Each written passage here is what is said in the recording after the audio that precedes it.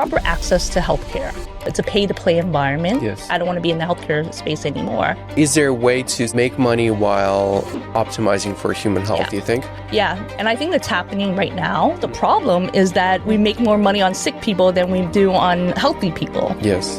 Are healthy people profitable? The whole process and system is monopolized. If you even had the cure for cancer, it would never be discovered unless there was an incentive for it to be discovered. Within 8 to 10 years, the way healthcare is going to look is going to be what we call daily living. It's going to be seamless, frictionless. Now we're getting suggestions based on real-time feedback and biosensors. And so is it a business model of keeping people actually healthy? Hello and very welcome to the Human Future Podcast. This is the show where we explore the fascinating intersection of accelerating technology, human consciousness, and the actionable steps that we can take today to contribute to a desirable human future. My name is Kirill. I'm so glad that you're here, and I hope you enjoy this episode. Welcome, Yenvy. Thank you for coming on the show. Excited for our conversation. Why don't you give listeners a quick intro of who you are, what you're up to in the world, maybe starting from a unique background that you have. I think that's worth sharing. Yeah. Hi, everyone. Thanks for listening. My name is Yenvy Truong. I guess the best thing I can call myself really is a serial entrepreneur or serial founder. I'm an investor, mentor, advisor, all the above. Started a number of different companies, exited some companies, built companies. Now I found my purpose and I'm helping a number of founders really grow their companies all in healthcare. What's unique about my background, and I think this is plays a big role in why I want to make such an impact in the world is because I'm a refugee from Vietnam. I was in a refugee camp in Germany. We came to the U.S. And when we came to the States, we didn't have papers either. Right. And that's a very sensitive topic right now. It's very divisive in that nature. But I'm here now, building companies that's saving lives and giving jobs, right? And helping people do the same. Yeah, I'm very curious. We all have different starting points in life. Very different circumstances. Some are more favorable than others, you can say. And I think those who start with less favorable circumstances oftentimes have less chances to succeed in life, just by looking at statistics. Like people who are born in this kind of like society layer usually kind of stay with that same layer. What made you be an outlier? Would you do you even understand what happened? Yeah. I think it was always the hunger for more. Right? Being very curious and wanting more, being curious about technology, about science, about learning, right? My parents worked very hard. They wanted me to be a doctor because in my culture, being a doctor is the best thing that you can be because you're helping people and you're making quote unquote a lot of money. Yeah. And so, that was the scariest day when I told them in college that I didn't want to be a doctor. In middle school, I, would buy candy and sell it. I buy candy in the morning for 10 cents and I'll sell it for $2 in the afternoon. Nice. You're not supposed to do that. And so now I'm thinking like I'm a bad kid, right? Because things are getting confiscated and things like that. But certain teachers saw the entrepreneurship in that and they started an entrepreneurship program at my middle school, but it was all the kids that were titled bad kids that would get things confiscated, always selling something, We were in this program. It was a lot of fun. Then it took a couple of us to the University of Miami. And when I walked through the university, I was like, oh my God, this is a school? We went through the wellness center. The gym they had there. They had a bowling alley. They had food. People just walking around free and everything. I was like, my target is I'm going to University of Miami. So that's what I did. That opened my eyes. And then when I went to UM, I had friends that had parents that were very well off, that were very successful. So I had that exposure as well. And I was like, oh, that's the direction I want to go. And so when we have these examples and we have these exposure, it's something that we realize if I worked hard enough, or how do I get that? How do I get there? Right? Hey, by the way, if you've been enjoying this conversation and you're thinking about starting your own show, my team and I specialize in exactly that. Our podcast agency have been producing this and many other amazing shows for our clients. And so to help you get started, we put together a handy podcast starter guide that walks you through all of the steps that you need to start and grow your show. You can find the link in the show notes, or you can just reach out to us if you need any help turning your podcast ideas into reality. All right, now back to the show. Very interesting. Yeah, exposure. Yeah, that's very cool. So speaking of future of medicine, where do you see are the biggest issues that we're currently facing, at least in the Western world, around providing medical services, the whole medical industry? What are the main biggest issues to go after, would you say? Proper access to healthcare. Yeah. Like great access to healthcare. I think that's a really, right now in the US more than anything, it's very difficult, and it's great for the ones that can afford it, right? Otherwise you're going through a process and a stream of a system, not getting the best, waiting forever for specialized help. Yeah. There's virtual, there's remote, there's all these other things, but it's still a process, right? And then there are people who need it that can't afford it. Yeah. And so because they can't afford it, they can't get great healthcare either. Yeah. And so people are, we're really tied up because of this process with insurance companies. Yeah. In my time of building companies, one of the most disheartening part, and it got me to a point where I basically did retire and said, I don't want to be in the healthcare space anymore, because what's the point? It's controlled by some really big people and names and corporations, right? That's really tied up the system, right? And there were just stories of people, there's a lot of, it's a pay to play environment. Yes. You scratch my back, I scratch yours. And so like, if you even had the cure for cancer, I know, thinking to myself, it would never be discovered unless there was an incentive for it to be discovered for somebody, something, some group, right? And so that really was very disheartening for me, to the point where I was just like, what's the point? And so I needed to take a step back and really, figure that piece out. And do you think there is a way for medical system to be commercialized and for profit enterprise? Because there are models where it's in more social inclined countries, healthcare might be almost like a free service that people get, and that model seemed to provide decent service for anyone. Like anyone have access to a fairly high quality of medical service. Like Belarus, for example, where I'm from. Yeah. There are a lot of not so great things about Belarus, but I think medical system is actually everyone have access to medical services. Yeah. And is it an issue of that being a commercial, like as a business enterprise versus governmentally owned? Like what's the right way of doing it? I think so. There's this idea of a one payer system, right? Where and even Goldman Sachs said, are healthy people profitable? You know what I mean? Because the idea is like the unhealthy people are the ones that's making us money. Right. Yeah. And so is it a business model of keeping people actually healthy? And so that's the problem, is that we make more money on sick people than we do on healthy people. Yes.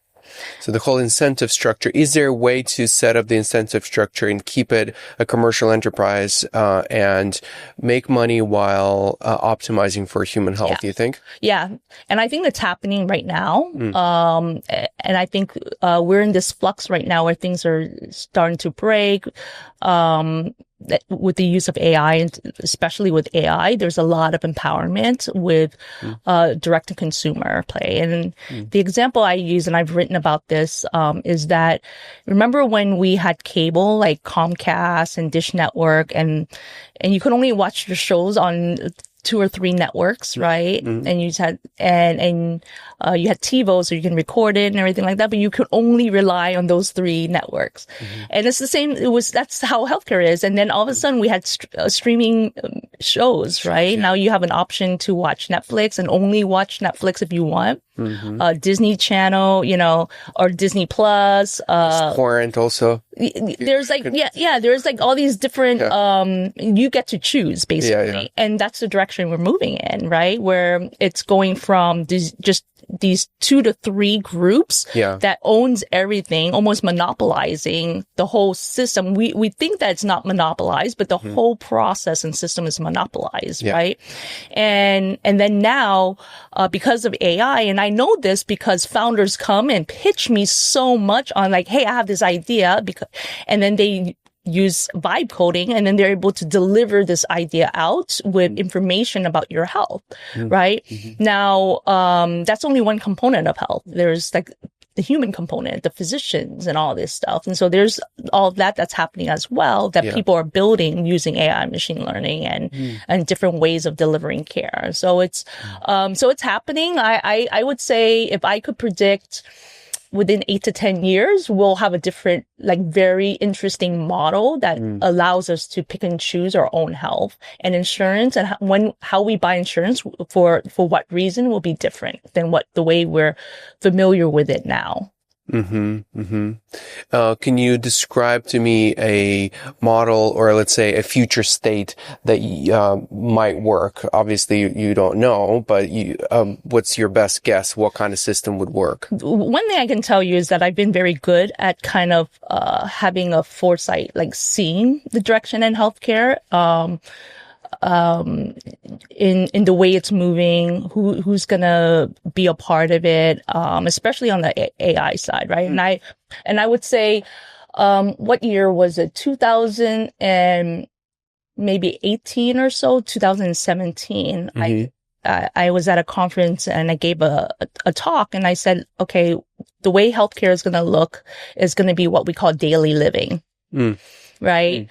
And you're starting to see patents and different hardware technology coming out where sensors are lined in your threading. Sensors are connected to everything. Your AirPods take temperature readings. You have your Aura ring, and it's going to be seamless, frictionless, hardware and sensors on your body and everything like that. I could be wearing a hat that's looking at my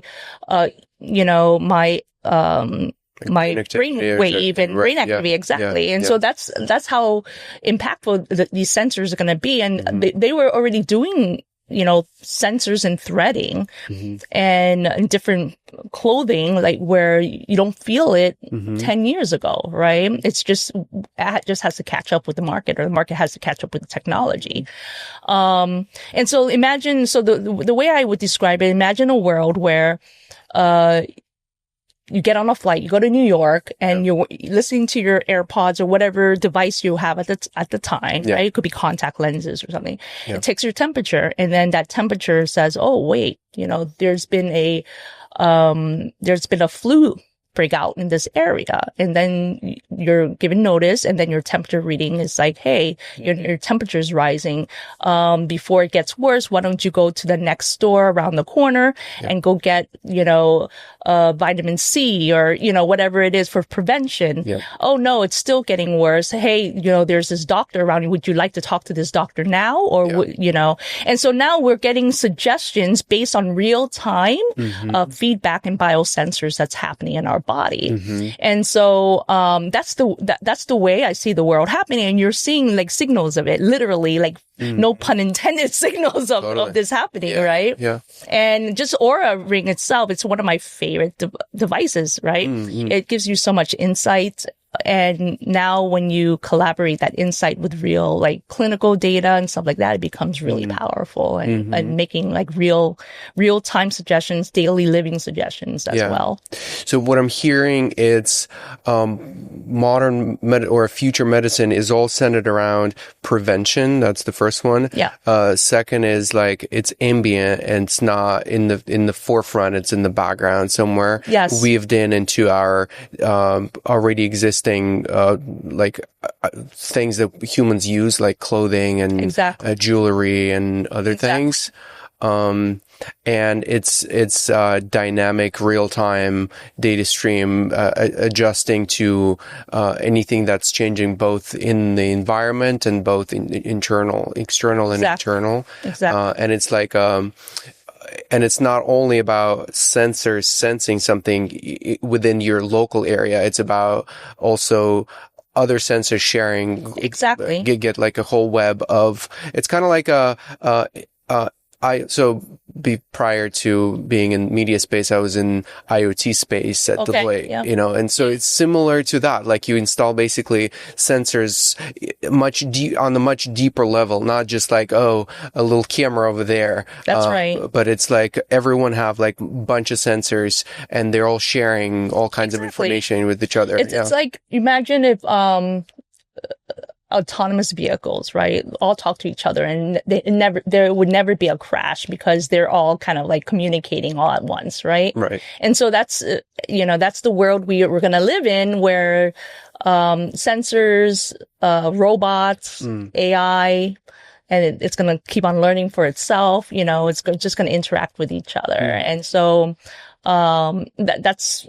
And the more we're immersed in it, this is where, we call it singularity, right? That's, we're there now, practically. That the machine starts learning even more and more and more and more without us having to intervene at all, right? Yeah.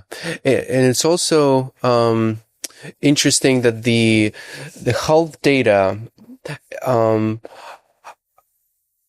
it's the first time in history that we have access to cognitive data.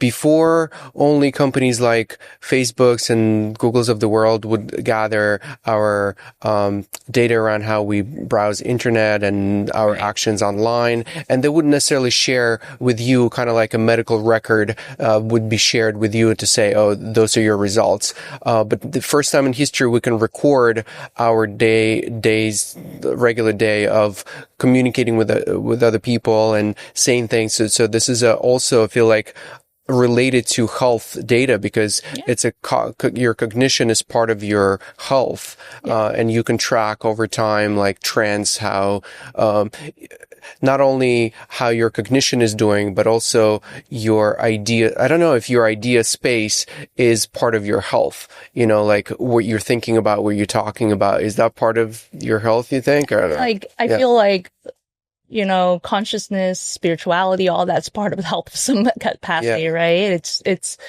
impacts our metabolic system at some capacity, right? Whether it's cortisol level, whether it's, how we react to things, right? Like, just like the fact that if you meditate, your cortisol subsides, your amygdala subsides, your prefrontal cortex, it's all connected. That's right. Yeah. Yeah. Yeah. And also the vision that I have for the future state of the global evolution, like a Earth evolution, is us becoming kind of like a super organism in a similar way how our body is a super organism that consists of primitive cells. Each one is a unique, independent entity that has its own function, and it has inputs and outputs.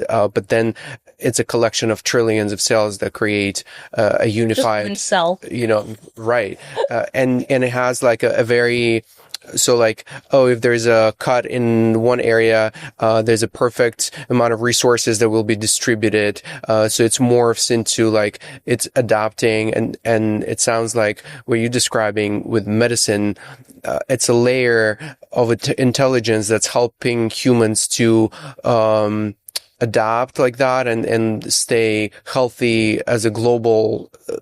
It's not even like an individual level. I think once you start sharing all of this data with everyone else, that's even more benefit, I feel like. Yeah, there's a lot of direction. Even like Mayo Clinic, for example, they just created a platform where you can actually share data, right, and synchronize data, so that we have a collective, like a hub where you can access data and share it with each other so that you're building better models, so you're building better care, right? And so we're all moving in that direction. Like even with the federal government releasing the healthcare, what is it? The healthcare it's the hub where he's asking all the large corporations to share and build a connection, share data, interoperability, and so you have Facebook, you have Meta, you have Google, you have Epic, all these huge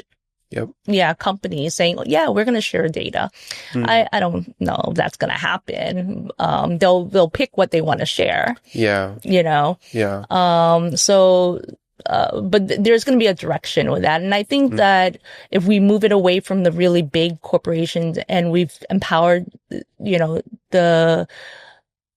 we can call it the mom and pop startup or companies that have the ability to just get micro communities and micro pods of information that they're willing to share. Now you're building a network, right? As opposed to relying on the behemoth of these large companies for just data. Now you're building a network of individual smaller hubs, right? That can share data and find use of that data, right? And so I think empowering people is the most important direction that we have to take when it comes to the healthcare itself. And I think AI really does that.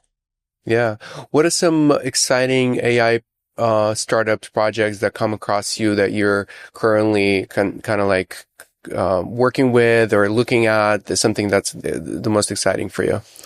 Just ChatGPT by itself. I mean, it's so much fun. I mean, this stuff, but it's not just that, but like, I'm just amazed by it. If you really know what you're looking for, right? And then just lovable, the ability to live code, right? That amazes me too. And I say amazed because a person like myself who doesn't code, like I can, but like poorly, I wouldn't even donate my time to coding, right? Just because I would feel bad for the person that's receiving it. But the fact that there's this platform that I can just visualize something and just say, hey, build this for me in this manner. And if you have an end game and knowing where you want to get to, you can just get there by just asking it to do it and keep on. And then you can use ChatGPT to like tell you how to do it. You have all these different tools to teach you how to do what you really need to bring into the world. It's amazing. And it's a fraction of a cost, like an ounce of a cost of what it used to be. It's amazing. Yeah. How would you know what to build though? Like you said, once you know, then it's much easier now than ever. But I feel like knowing what to build is also unanswered. I mean, so it's the same as, if you either have a team with you, right? But what's the end goal? Like, what are you trying to get to? And it's never knowing exactly. It's because there's going to be an iterative process and there's going to be a pivot and whatnot, right? And so I've had a lot of everything to me in this life is a hypothesis, right? Life is a big experiment and everything is a hypothesis. I've built, 5 companies at once and then shut them all down because I hypothesized that this would be the way to solve this problem. And then I'll take it to market or I'll do a prototype and I run it. And I was like, nope, it didn't work. And the faster I can hypothesize, build a thesis around it and then try to prove it and then it doesn't work, I shut it down. Right. And so there's no, the problem is that you think it is the truth and then you go after it and force yourself and, and then that's where you get stuck and then you never get to the objective of what you're trying to do. It sounds like there's almost no difference between that and being a scientist. Oh, exactly. It is. Life is a science in a way, right? You're just always trying to figure things out. You have like hypotheses, you have experiments, testing, you have the scientific method basically approach to anything. The most freeing period of my life, or the most freeing moment of my life was when I woke up one morning and I said, wow, I really don't know anything. I had some success already, but I just woke up and I was like, shit. Sorry, I don't know anything. And that was so freeing because then that allowed me just to be curious even more and just be okay with not getting the answer that I think it should be, right? What made you say that though? Like, was there some realization? I woke up and I thought to myself, I don't remember what it was exactly, but I thought to myself, I thought I would have this right now, but I didn't. And I thought I would have this, but it took longer than it did, but I got there anyways. Why did I think that I thought I was going to have this? So I had this stream of thought that was going on in my brain first thing in the morning while I'm just laying there. And then I was like, man, I really don't know anything. And I was like, shit, I don't know anything. Wow. Okay. And then that just stuck with me. And I was like, okay, well, that means that I just have to be open to, figuring it out, being open to the curiosity around and ask questions. And everything is just a hypothesis until, it makes sense. And it gives me signals that it's going in the right direction. Well, what are some companies, projects, things that you've created that you're most proud of? So many. I mean, for various reasons, right? It's always around the people to start off with, beginning. But through the process, I always learn about people as well. And it's always a little disheartening as well in business, right?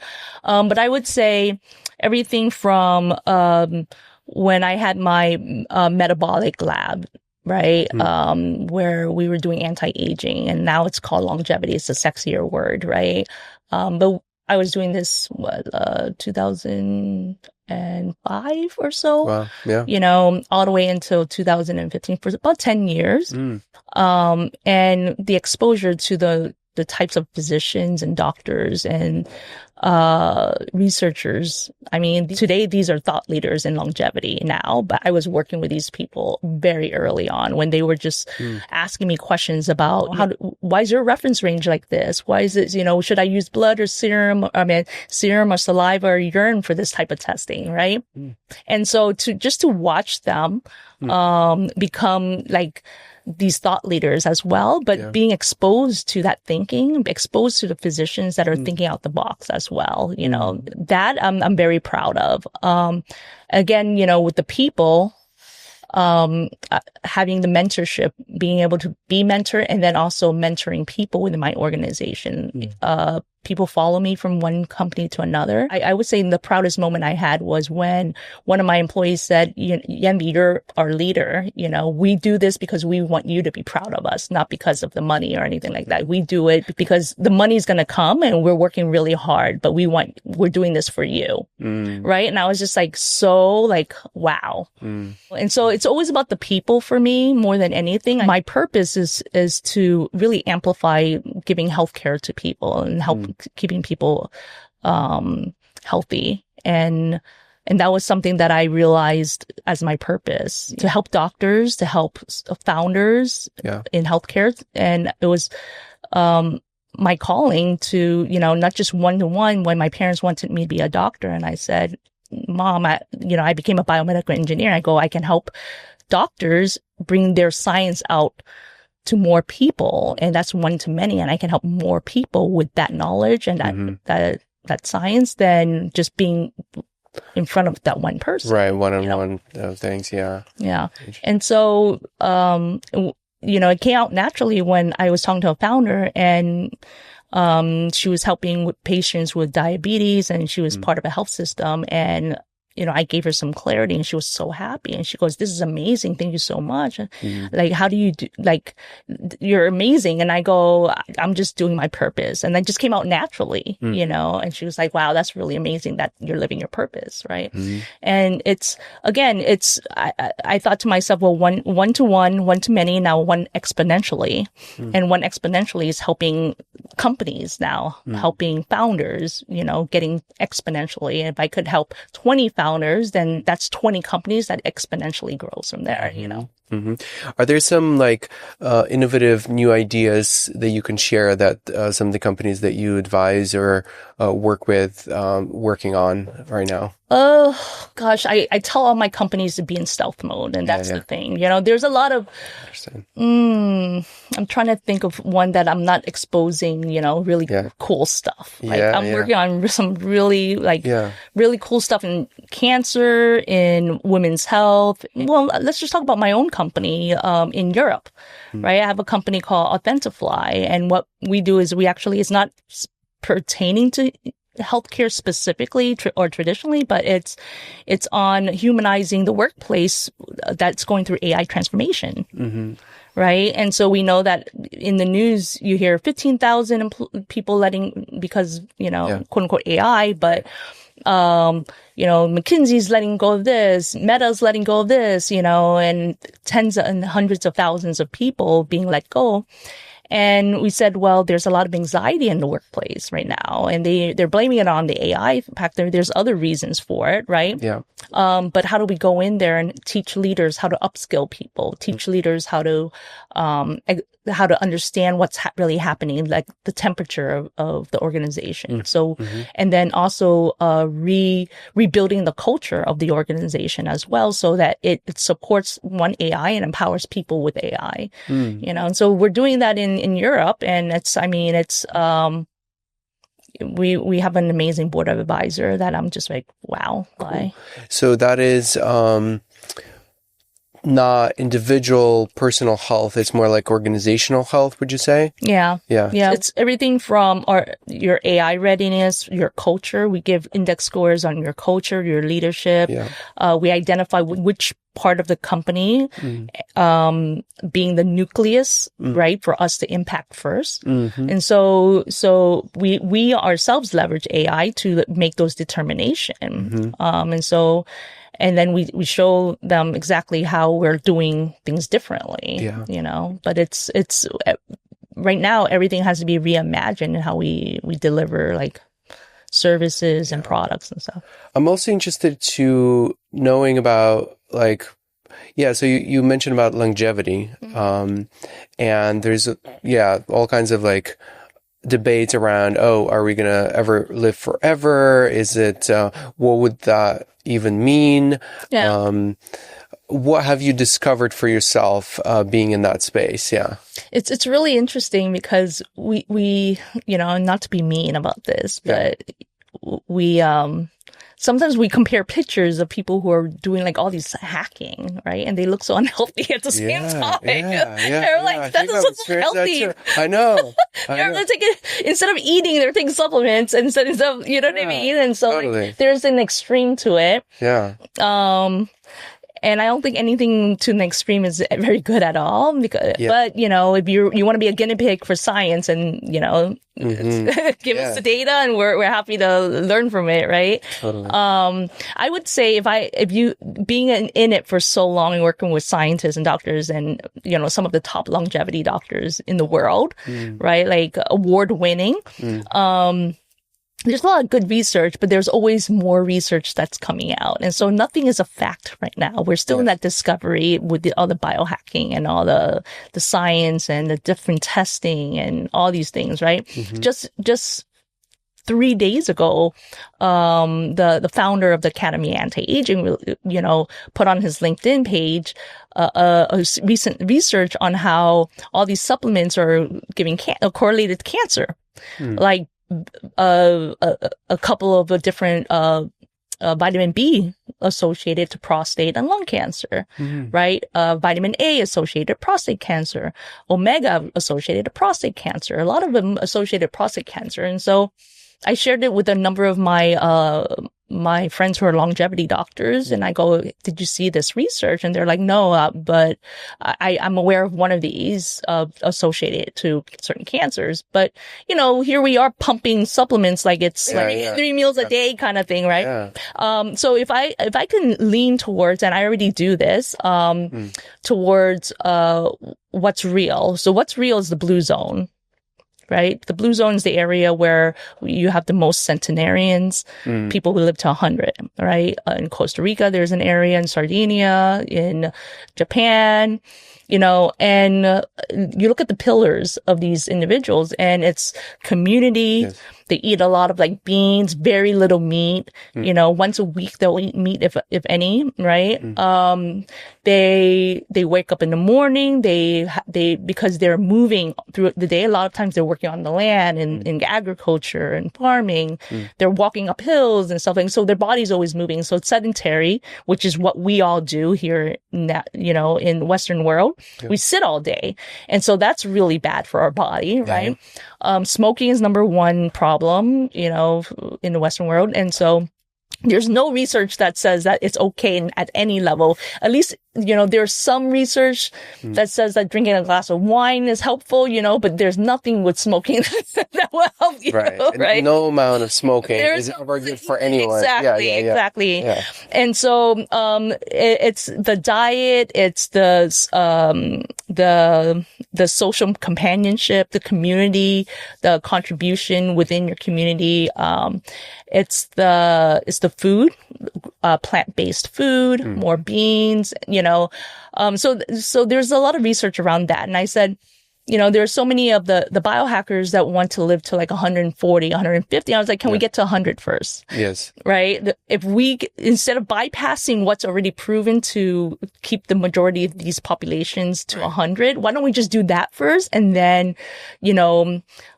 get to 120 and then get to 130, right? Because I think that may be offering a long route. Like, yes, it's predictable. We know it works. We have data to prove it. But most people want it quick and easy, and they don't want to be putting so much effort into it. How do you get quickly to 140?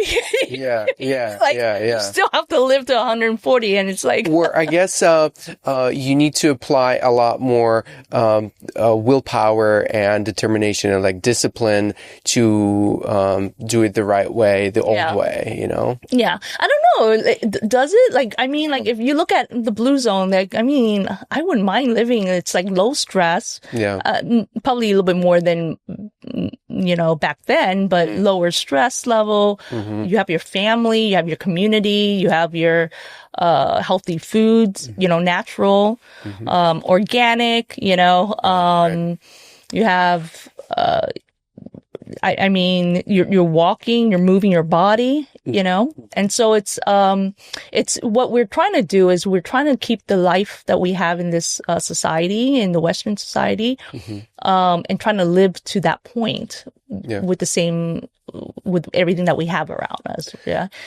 Because there's this concept of like something about escape velocity for aging. So basically, they're saying, we will invent technology to extend our lifespan. Basically, it's all predictions. It's not really like exact data. I don't think we have that data. Yeah. But they're saying people who are a little bit younger now have a lot more chances to live much older or much longer. Because, yes, it's true. It's true.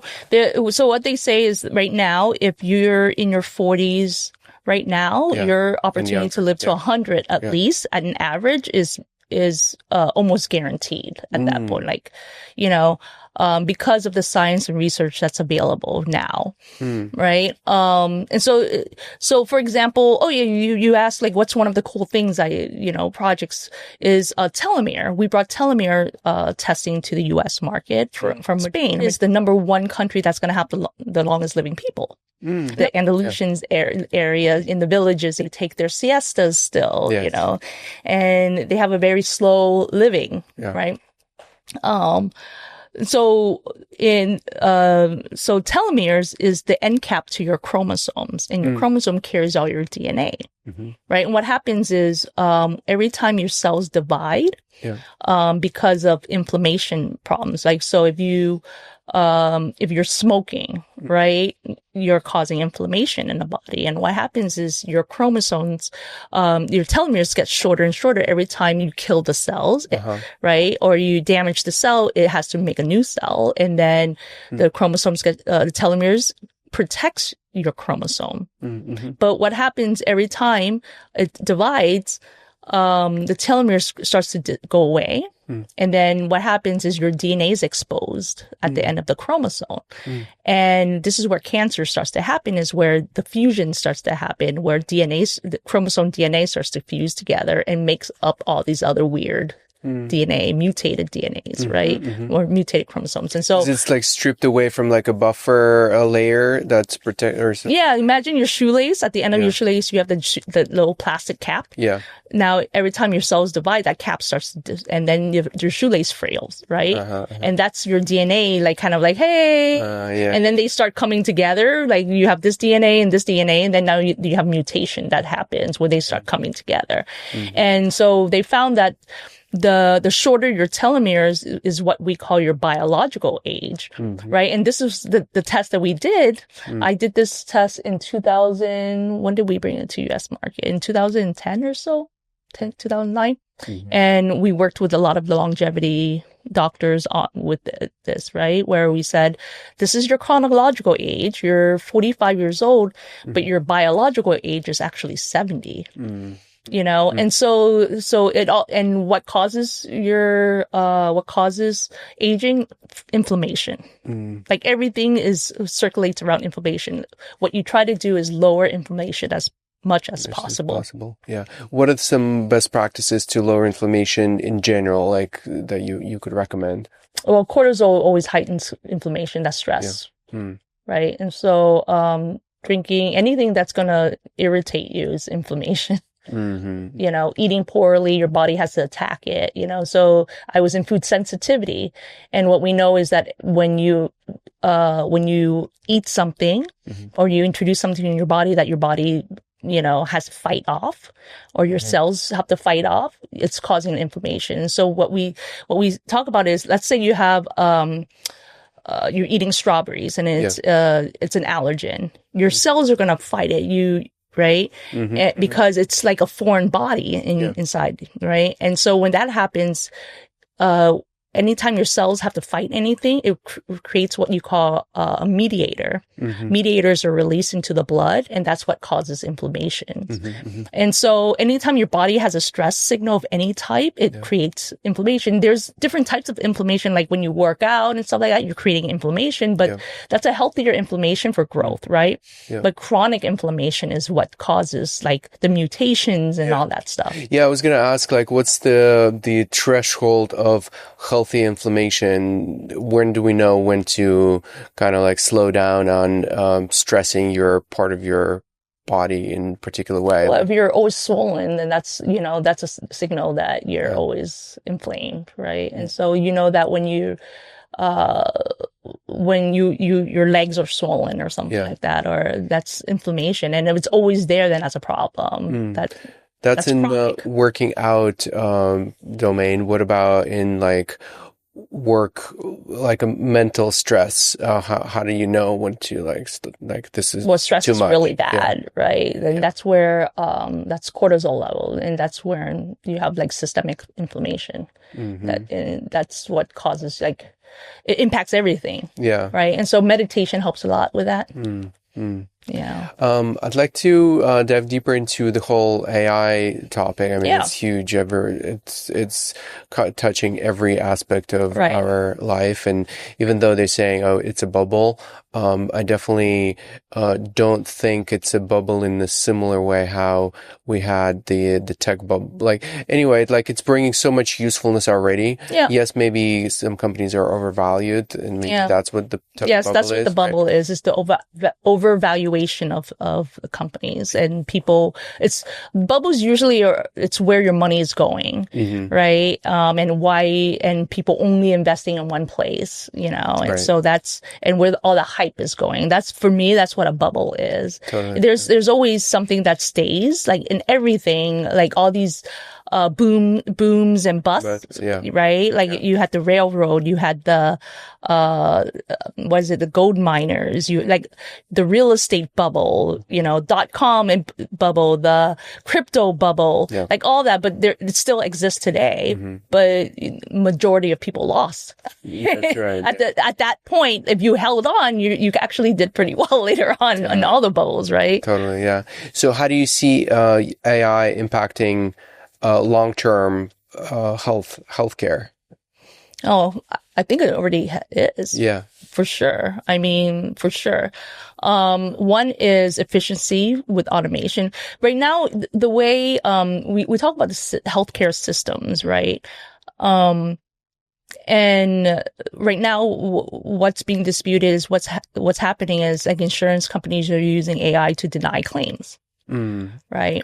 And they're basically they're being very efficient at saying no. Effective. Yeah. Right. And then also saying we need more information, right? And so on the other side of it are revenue cycle management companies going, well, we're going to use AI to give you everything that you need. And so, you counterbalance, and we're trying to push the claims through the system faster, right? And so from that in a very structured first use and adoption, that's how AI is being used in the more traditional way of medicine and healthcare system itself. Where it's going to be with AI is amazing. Just coming up with new drugs, the ability to come up with really great drugs, with the ability to find more data, the ability to have even engagement, right, with chats. And I know this because I was working on with a founder on a really cool tool that could measure your tonality and the signals in your voice to understand if the person was narcissistic, if the person had behavioral disorders or suicidal thoughts and everything like that, just through their inflection in their voice. And that was really cool because we were using it in this one industry that was known for having like a lot of bullying. It was in a very service-based, very raw service-based business. A lot of suicides in this business as well. And so, what industry is that? Maritime. Interesting. Yeah. You imagine you're on a boat for like 6 months, right? With a bunch of people, a bunch of angry people, just having to be on a boat and, bring cargo, right? And so this company can measure this and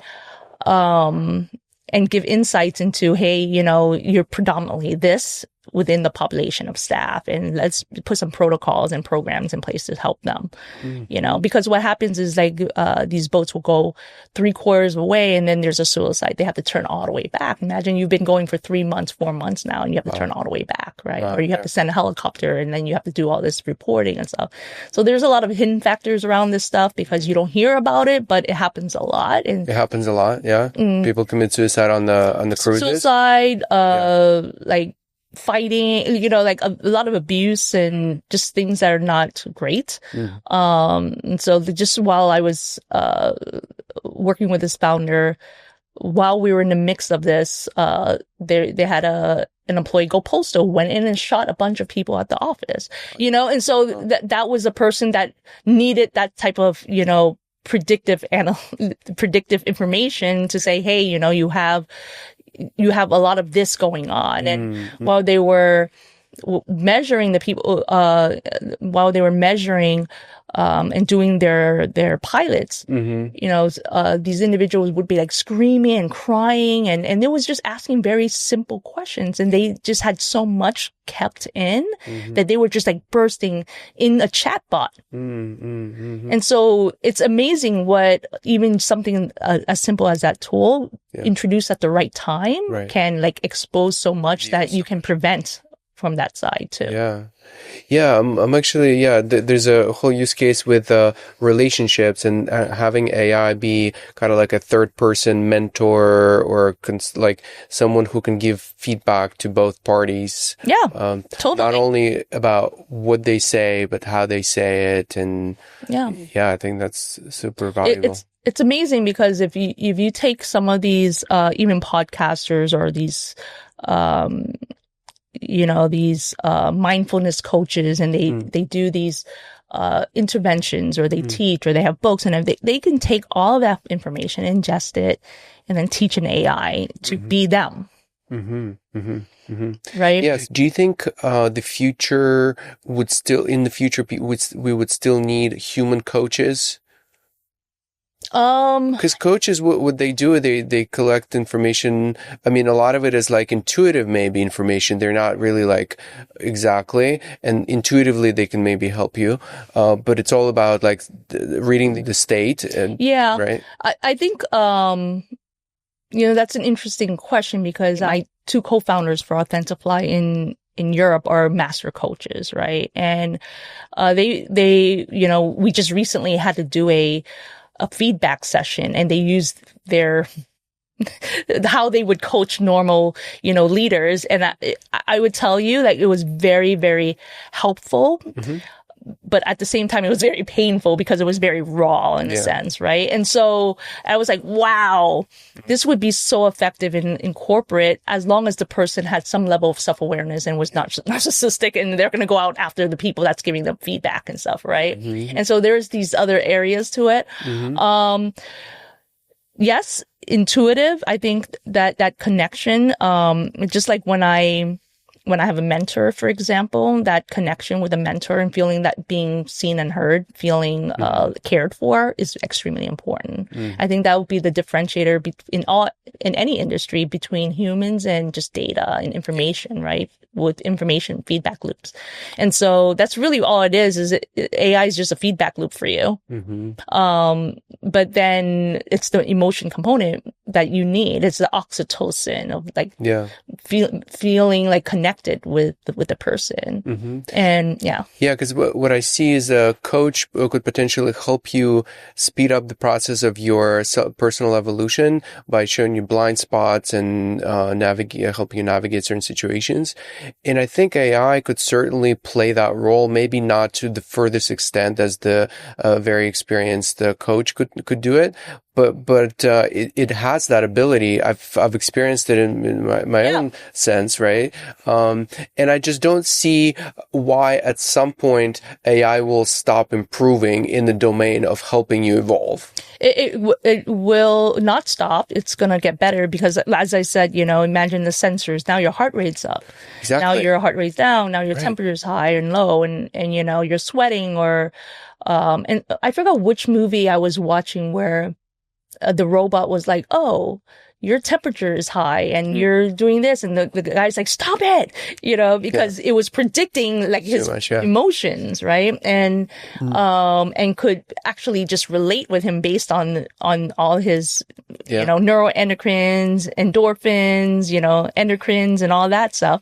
And just signals and temperatures and stuff. And, but still, we still need the human connection as much as some of us think we don't. I mean, that there's a level of joy that's involved with being around people. Do you think in the future we'll have more doctors, less doctors, or about the same in percentage? We'll have different types of doctors. Okay. Yeah. But would you say more people involved in the medical industry or less? I think about the same. Okay. I think about the same. Just doing different types of work. And I think the definition will be different in how care is given. That's why. Right. And so if you just really pull away all the stuff that doctors are doing today, like filling in their EMR systems or, having to see 50 patients a day, right? Like this is all like the BS system. Busy work. That puts the doctor through a factory, right? But if you take all of that, you peel all of that away, there's this human that wants to help people. Right. Right. And so how do we redefine that for a physician later on, right? Like if I asked my daughter, what do you want to be? And first she didn't want to be a doctor because she didn't want to see blood, but then now she wants to be a doctor. And I asked her, oh, why do you want to be a doctor? To the purest, reason why is I want to help people. Mm-hmm. Right. And that's what, if we peel that away, it's not about doctors becoming doctors for money, right? It's about the pureness of I want to help people. And so how do we define that for the future with AI? Mm-hmm. What are you excited the most about? Like anywhere outside of medicine, maybe even like what excites you the most these days? Oh, I'm playing pickleball, honestly. It's pretty bad. I was like, if I had discovered pickleball like 3 years ago, I wouldn't do any advisory or anything. I'd probably just be a professional pickleball player. Nice. No. I do look forward to it a lot because, one of the things I learned was that, any racket sport, with the hand-eye coordination adds longevity. And so and that's a big... Adds to longevity? Yeah? Yeah, adds to longevity. A decent amount? Like what, are there studies? It's part of the movement because it adds to like the movement, but then it's the cognitive hand-eye coordination. It builds the brain as well. And your reflexes and everything like that. And so it keeps the mind moving and working. Yeah. And then your body moves. So it's a really great longevity sport. Oh, cool. Yeah. Not just pickleball, but as you get older, you see the older people play pickleball because it's less, painful, I guess. Right. Is that the only thing you're excited the most about? I mean, are you reading anything right now? Yeah. Well, I've been listening to a really cool podcast on AI. It's called Lenny's Newsletter. I don't know if you... Yeah. I'm really enjoying those right now. Cool. I read like 4 or 5 books at a time, and I jump from book to book to book, and I listen to chapters of it. Back then, I would just like study the books, and then now I've read so much that I'm just like looking for nuggets of information that just differentiates the books right now. And so what I'm doing is reading like Carl Jung's like Red Book right now. Like occasionally I'll sit down on a chair and just like kind of go through his philosophy and his teaching. But if I could identify a really great book, more in the women's side of it, is Women Who Runs with Wolves, right? You're familiar with it? Yeah, that's... Yeah, my wife is a big fan of it. I love it. Like in closing, any any advice or any last notes that you would like to leave for the listeners, advice or ideas that you wanted to share? I think I would say we've always been fine as a society. Yeah. Right. And so that's the one thing I've always had certainty and confidence in. It's like no matter how hard things are, and this impacts every single person, right? I know that there are areas in the world that it's just like you can't escape it. It's just difficult and horrid, but as for, at least for our listeners, right? Like everything moves forward, right? And that if you just keep moving forward, everything's always fine. That's something I learned very early on in my life, where when I look and I was like, oh, I'm still here today. I'm still doing this. And if we turned off all like the news and everything like that, it's just me still sitting here right now, right? Talking to you. If I went and sat at a restaurant, it's still me sitting at a restaurant. Like there's nothing else other than me right here. Yeah. Right. And so that presence reminds us like everything else is not where, we're not over there. We're over here right now. As soon as you realize that there's no harm in where you are sitting right now. You're safe there. Yeah. The only thing changes like the facade around you and the story in your mind. The stories. Yeah. That's right. Yeah. Beautiful. Well, thank you. Thank you. This was great. Enjoy the conversation. Thank you. Hopefully the listeners, at least some of you are still around, and I hope you enjoyed the conversation as much as I have. And thank you. Thank you. And I'll see you on the next one. Awesome. Right. Thank you very much. Thank you.